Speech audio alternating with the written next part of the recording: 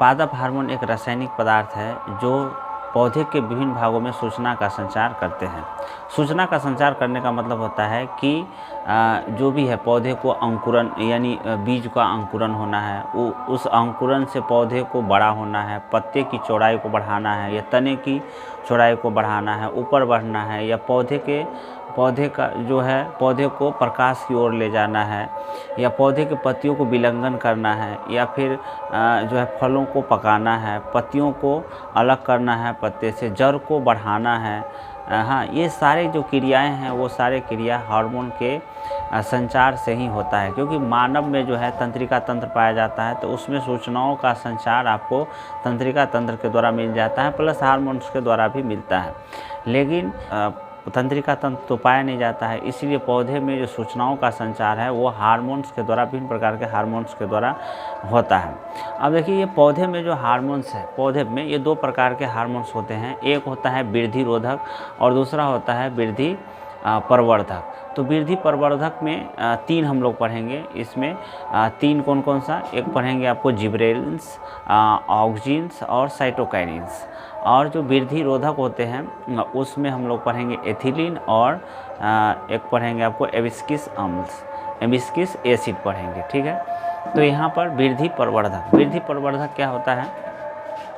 वृद्धि प्रवर्धक जिसमें केवल वृद्धि होता है। हाँ, ये पत्ते की वृद्धि को बढ़ाएगा, फिर पत्ते की चौड़ाई की वृद्धि को बढ़ाएगा, तने की वृद्धि को बढ़ाएगा, पार्श्व यानी बगल की वृद्धि को बढ़ाएगा, या बगल से अंकुर, बगल से जो कलियाँ होती है उसको आगे वृद्धि करेगा, या जो शीर्ष है उसको वृद्धि करेगा, जड़ को वृद्धि करेगा। ये जड़ से रिलेटेड है ये सारे।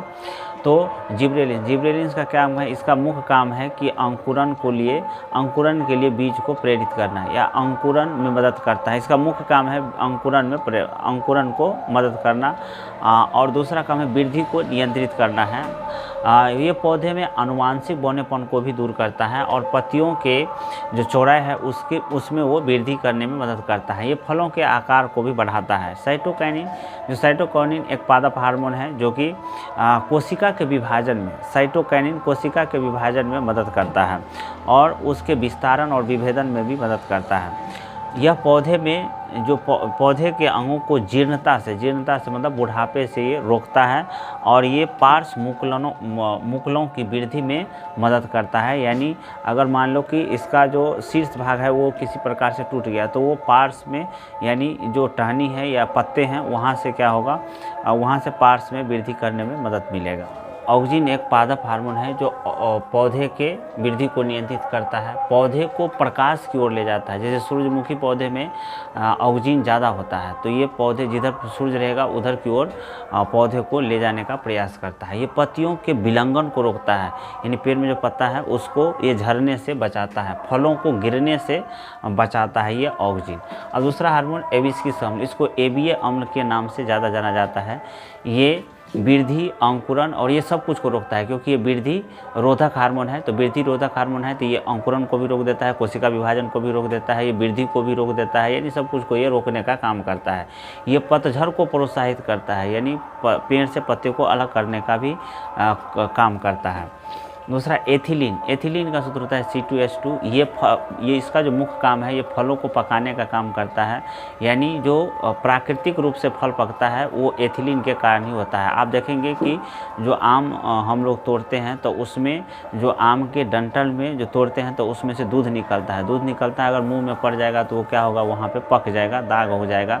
तो ये क्या रहता है, एथिलीन होता है। जब हम लोग आम खाते भी हैं तो क्या करते हैं, जहाँ से उसका डंठल रहता है उसको थोड़ा सा 2 बूंद गाड़ के गिरा देते हैं, ताकि उसमें से जो एथिलीन है, उजला पदार्थ, वो क्या हो जाए, गिर जाए, हमें नुकसान न पहुंचाए। या आप आम को क्या करें, थोड़ा देर के लिए पानी में रख दे, तब भी क्या हो सकता है, उसमें से एथिलीन बाहर हो सकता है। ठीक है, तो एथिलीन क्या है, एथिलीन एक पादप हार्मोन है जो कि क्या करता है, फलों को प्राकृतिक रूप से पकाता है, और ये एक समान फल पकता है, और वो फल मीठा भी होता है। लेकिन फल पकाने के लिए आप कृत्रिम तरीके भी यूज कर सकते हैं। जैसे हम लोग एथिलीन से पकाते हैं, एथिलीन मतलब कार्बाइड को लाते हैं। कार्बाइड को जब जल में घोलेंगे तो उसमें से जो गैस निकलता है वो एथिलीन गैस, एसिटिलीन गैस होता है, और ये एसिटिलीन गैस फलों को पकाता है और यहाँ पे चूना बच जाता है। ठीक है, अब ये जो एथिलीन है उसमें से कहीं पकता है कहीं नहीं पकता है, तो ये एक समान रूप से पकता नहीं है और वो उसका जो फल है